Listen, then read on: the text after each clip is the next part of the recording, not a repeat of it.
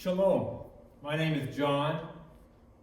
I'm a fisherman by trade, an apostle and a disciple of Jesus Christ by his calling and by my choice, his choice.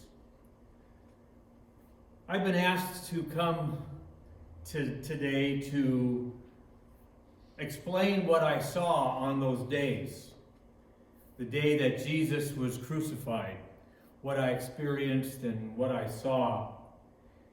And as I was thinking about it, I was overwhelmed at all the events that happened in that short period of time. But I guess the best place to start would be on the night before Jesus died. We were in the upper room, we meaning myself, the other apostles, and Jesus, and we were celebrating the Passover meal.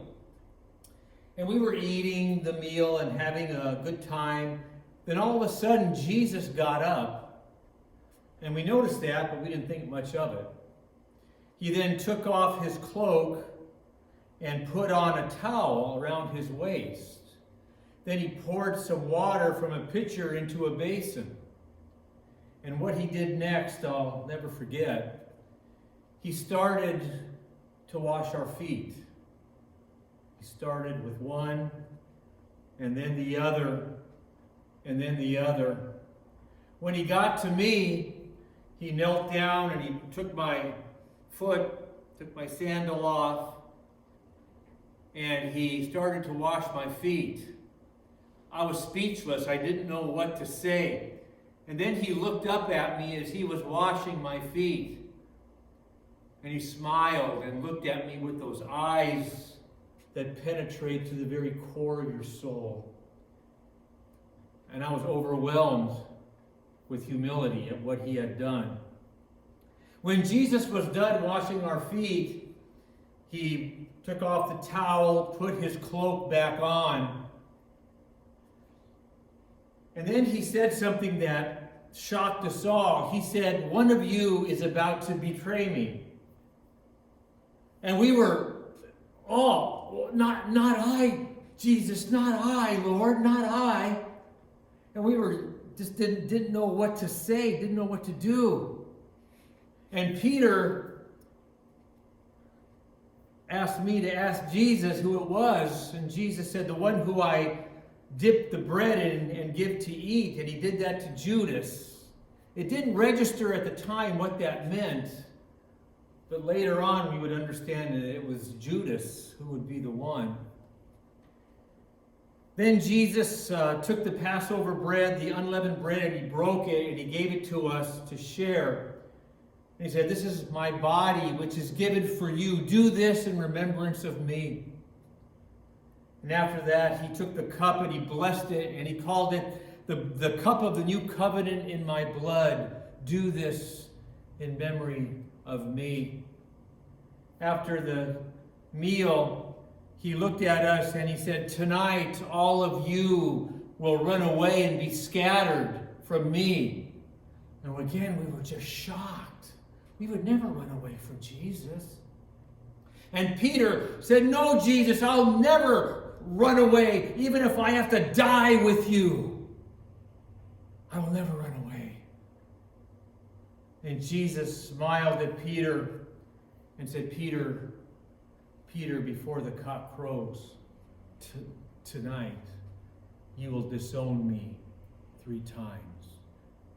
And Peter turned sheepish white. And he didn't know what to say. After we were all through with the Passover meal, we all walked to the Garden of Gethsemane. We walked to a certain point, and then Jesus had myself and Peter and Andrew James go with him to a little bit farther on. And he told us to sit there and wait. Wait for me, wait with me. And he went a little bit farther, and we noticed he started to pray. And we were tired. It had been a long day, and we fell asleep.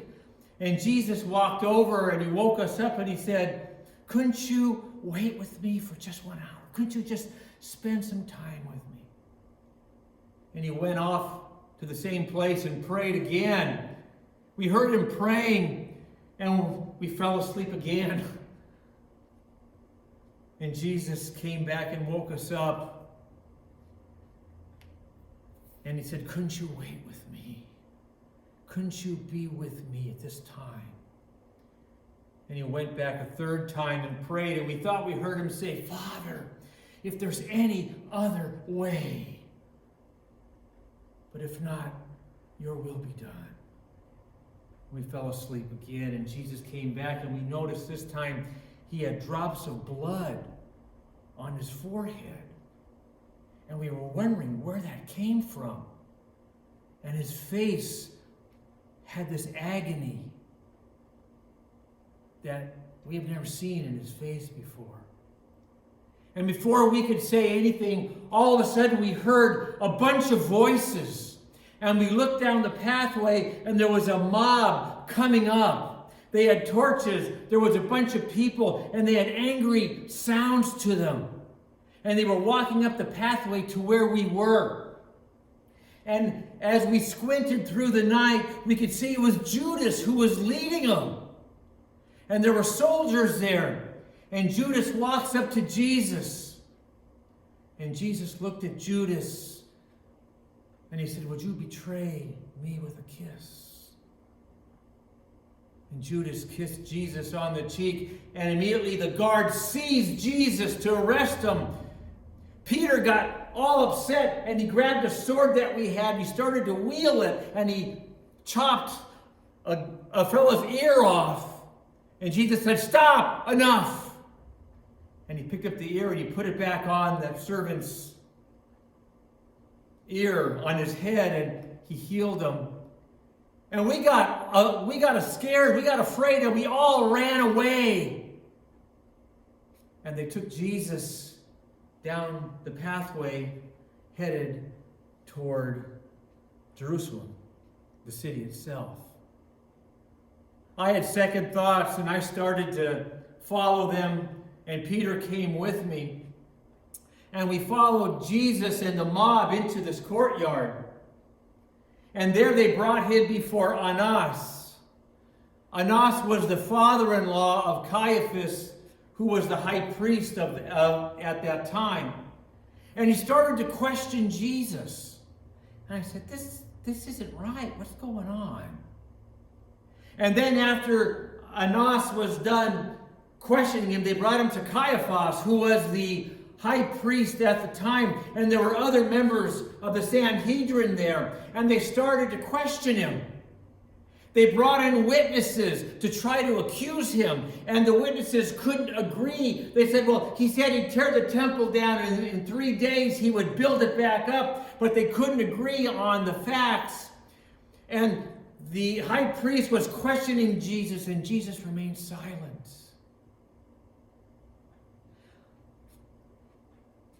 In the meantime, we were in the courtyard, warming ourselves by the fire. And a servant girl comes up to Peter and says, hey, you're one of his followers, aren't you? And Peter said, no, I don't know what you're talking about. And I thought, Peter, what are you saying? And then I peeked back into where the room where Jesus was with the high priest and some of the Sanhedrin, and they were questioning him and accusing him. Finally, the high priest stood up and said, I adjure you by the living God, are you the Christ, the Son of God? And Jesus said, I am. And the high priest got up and tore his cloak and said, blasphemy, blasphemy, this man deserves death. And the guards started to punch him. They put a blindfold on him, which was cruel because when someone's going to hit you and you see their fist coming, you could brace yourself. But when you can't see, you have no idea where they're coming from. And Jesus was being punched and slapped. They were spitting in his face. I said, this is all wrong. This goes against our law. See, our law as Jews is that the Sanhedrin can only meet during the day. They could only meet in a certain place, not wherever, as they were meeting here in Caiaphas' courtyard or place there. They could never instigate charges. They could only investigate them. And here they were instigating them. The one who was accused had the opportunity to bring a defense, but they weren't letting Jesus even do that. Everything they were doing was wrong. They needed 2 witnesses to agree, and they couldn't do that. There had to be a whole days of rest before they could ever come to a death penalty accusation or conviction. Everything was wrong. In the meantime, Peter was still at the courtyard. And again, he was asked, "You're one of his followers. We saw you with him." And Peter said, "No, I don't know him." A third time they said, "Certainly you're one of him. We saw you with him." Peter started to curse and says, "I don't know the man." And just as he said that, they were leading Jesus out of Caiaphas's room, and the cock crowed. And Jesus, his face swollen and blood coming from his eyes and his mouth and his nose from being punched and beaten, looked right at Peter.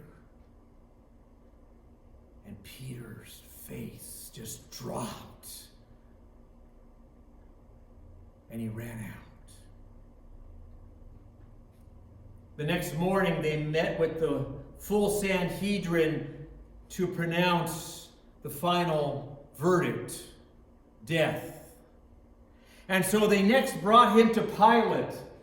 Pilate was the governor, the Roman governor of our geographical area. He was a ruthless man, a man who only cared about his own position.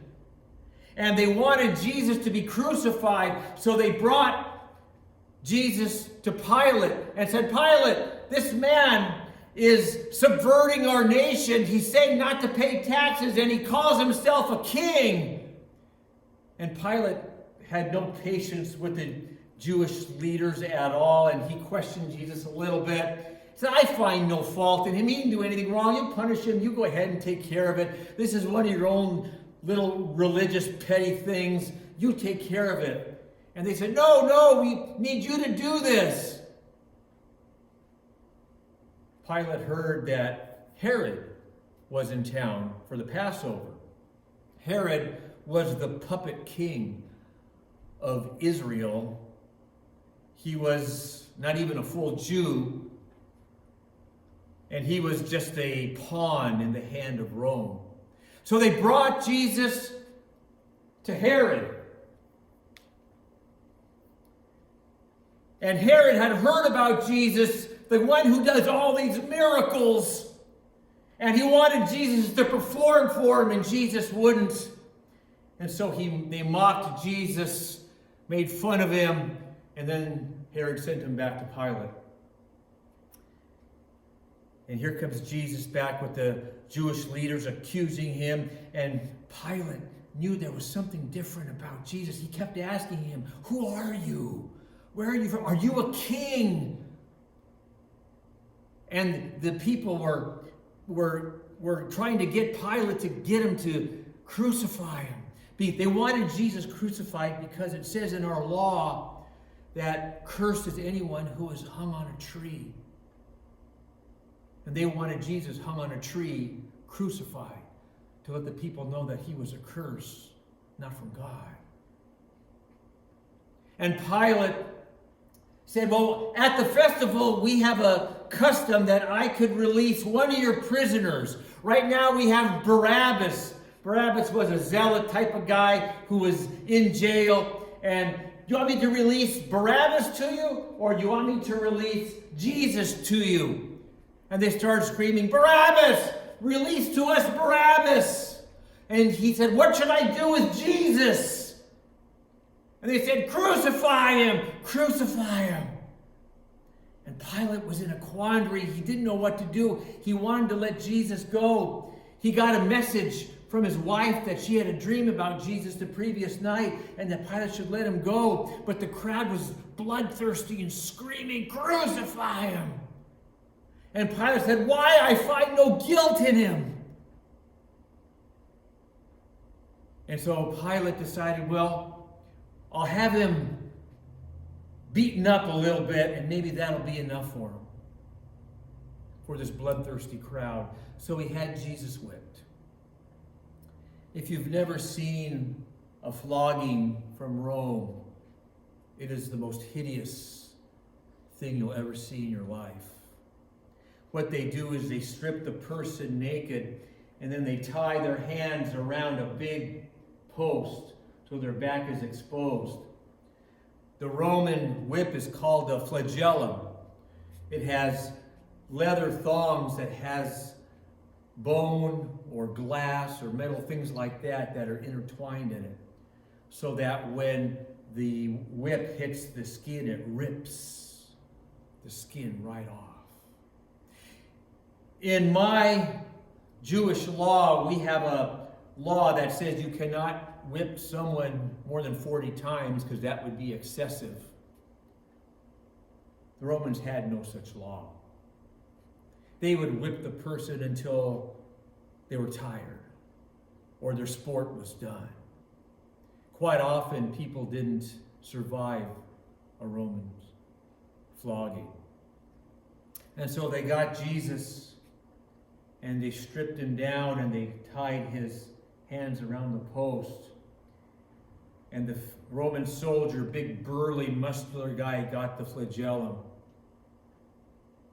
and hurled it with all his might. Whack! And Jesus went, and I saw bits of skin flying off Jesus' back. And the Roman soldier with the flagellum did it again, and again, and again, and again, and again. What seemed to last an eternity. Finally, he got tired. And when I looked up, I saw Jesus. He had no more skin on his back or his shoulders. There was nothing. You could see the tendons and the bones and the muscles in his back. There was blood everywhere. It was gruesome. It was awful. Then the Roman soldiers took Jesus and they brought him to another room. And they got a crown of thorns like this. They wove it from the plants that were around. You see how big these thorns are. And they placed it on his head. And the thorns pierced into his very forehead and all around. And you could see him coming and oozing through the skin. And then they put him in a scarlet robe and put a reed in his hand, and they made fun of him, and they knelt to him and said, "Oh, King of the Jews!" And they spit in his face, and they took the reed, and they whacked him on the head as hard as they could, driving those thorns deeper and deeper into his skin. Finally, when they were through, they put Jesus' cloak on, and they brought him back to Pilate. He didn't even look like Jesus. His face was swollen from the punches and the beatings. His cloak was soaked with blood from the whipping.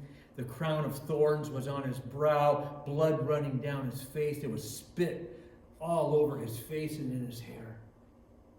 And Pilate took Jesus and he had him stand in front of all the people, and he said, "Behold the man." And the crowd, in their bloodthirsty cries I had never heard before, "Crucify him! Crucify him! Crucify him!" Over and over and over again. Finally, Pilate knew that if he didn't stop this, there would be a riot soon. And he would get into a lot of trouble from Rome. And in an act of cowardice, he got a bowl of water and washed his hands. And he said, "My hands are clean of this man's blood. And the Jews who were crying for him to be crucified said a very prophetic thing. Let his blood be on us and on our children. And then they led Jesus away to be crucified.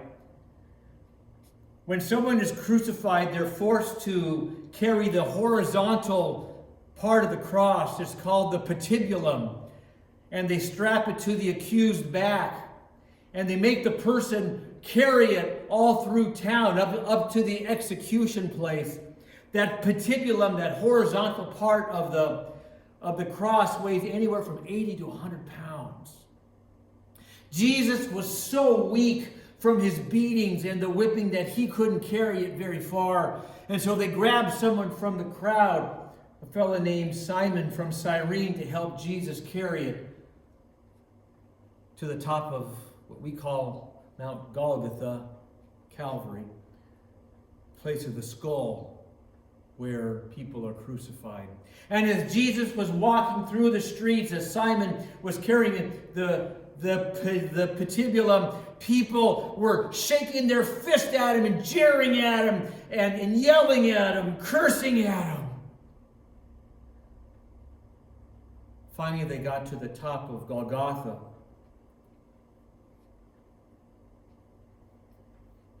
On top of Golgotha, there's the vertical part of the cross. It's called the stipe. It's about 7 feet tall. And those were already in the ground. They just kept using those over again.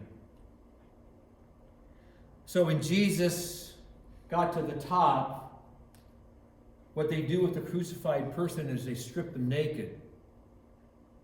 Then they shoved Jesus on the ground. And remember, his back is like raw hamburger, raw meat. And the rocks on the ground dug into his raw, oozing skin. And they put the patibulum under his shoulders. And they stretched out his right arm. And they took a spike, 7 inches long, and they stretched out his arm, and they put the spike right in the, if you feel your wrist, there's 2 bones there, right in the middle. And what I heard next gave me nightmares for years. They took the spike, put it on his wrist.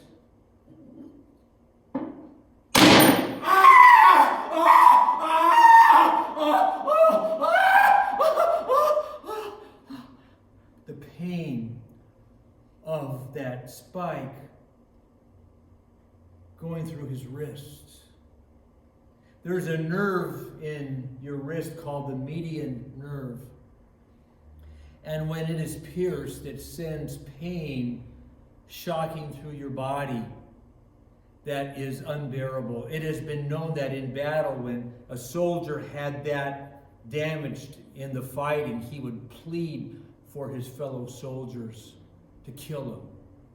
The pain was that bad.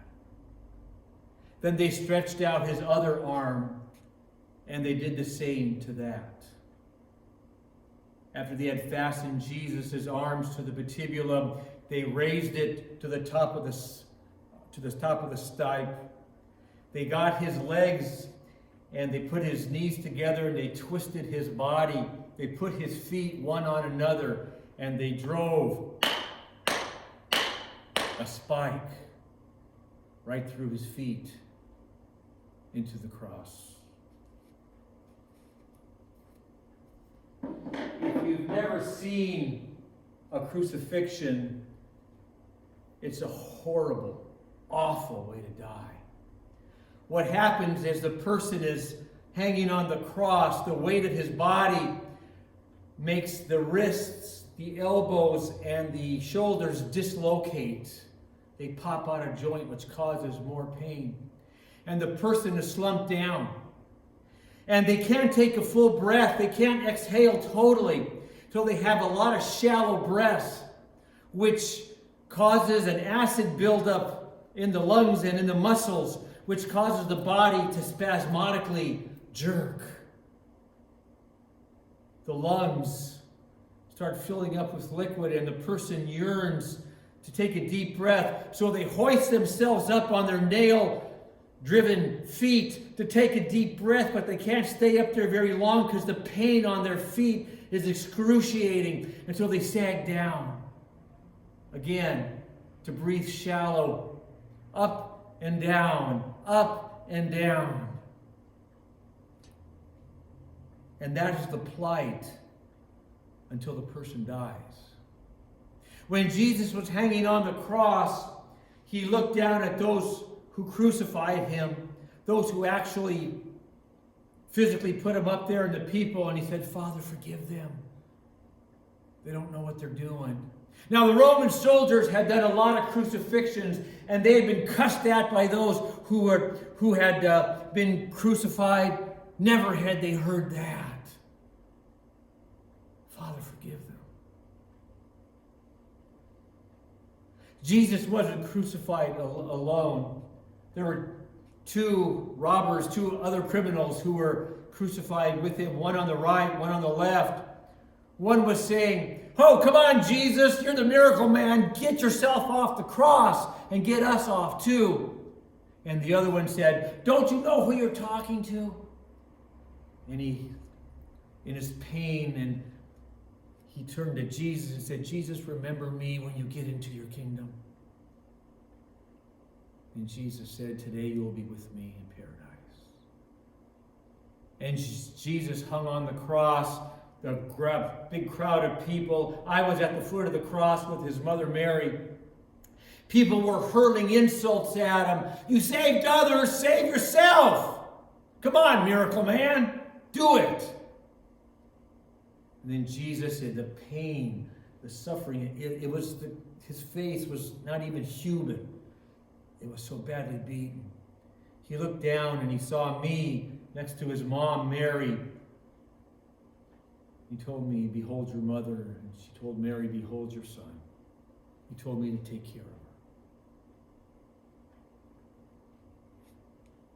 For 3 hours they hung with their shallow breaths, with the moaning of pain. The word excruciate in the English literally means from the cross. Finally, after 3 hours, about noon, something weird happened. All of a sudden, it got dark. All of a sudden, it was like in the middle of the night. And people were afraid. And in the darkness, you could see the silhouettes of the three crucified. That's all you could hear are their shallow breaths. Finally, the one on the middle cross, Jesus, rose up on his feet and with all the strength he could muster, cried out, Eloi! Eloi! Lama sabachthani! Which means in my language, my God, why have you forsaken me? That wasn't the cry of physical pain. That was the cry of something much deeper than that. That was the cry of spiritual pain. Later on, I would learn that it was at that very moment that the Father in heaven turned his back on his Son and poured out his wrath for every sin that had ever been committed on his Son. And somehow in the Trinity, something happened where the Father turned his back on the Son. And the Son cried out, my God, why have you forsaken me?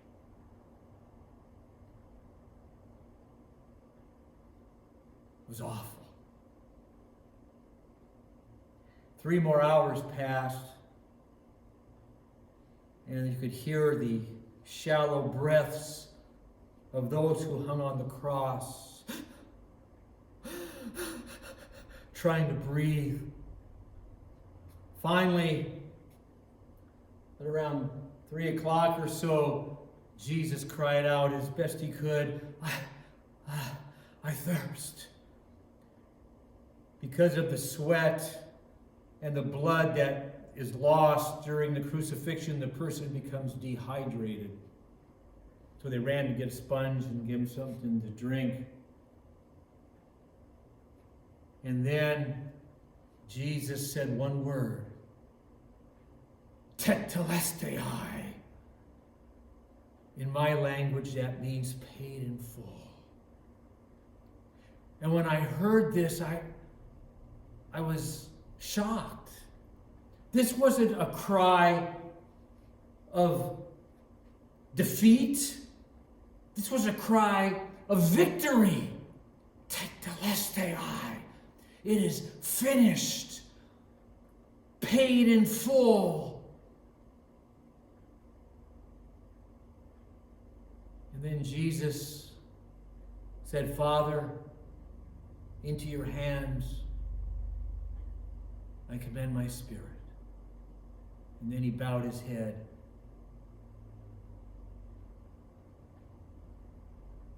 And he died.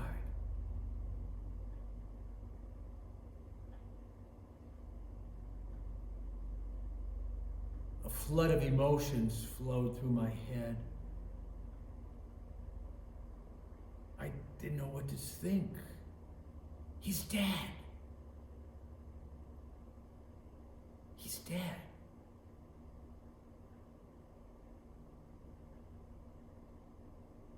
Since the Sabbath was the next day, they wanted to get the condemned off the cross and make sure they were dead. And so what the Romans would do is they would break the legs of those who were still alive so they couldn't hoist themselves up to breathe. So they would basically not be able to breathe and then die. But then when they came to Jesus, they saw that he was already dead. And one of them got a spear and lanced it right in his side. One last act of defiance. As I stood at the foot of the cross, I thought, it's over. And I started to walk away a little bit. And I turned around and I thought, this is the one who we follow for 3 years. This is the one who we thought was a Messiah, the long promised one, the long awaited one. And he's dead. I didn't know what to make of it. And I started to walk away again. And I stopped and turned around, and a thought crossed my head. Was it for me? Did he do that? Did he do that for me? I took another step.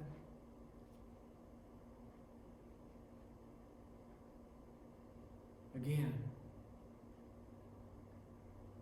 Was it for my sin? Was it for me?